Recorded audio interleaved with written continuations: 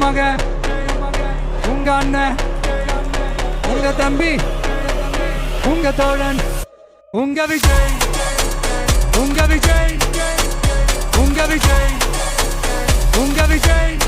கூத்து சத்தியத்தை பேசும், சாத்தியத்தை பேசும், கொள்கையை பேசும், கோட்பாட்டை பேசும், கோபத்தை பேசும், சோகத்தை பேசும், நல்லதை பேசும், உள்ளதை பேசும். உங்க மக, உங்க அண்ணன், உங்க தம்பி, உங்க தோழன், உங்க மக.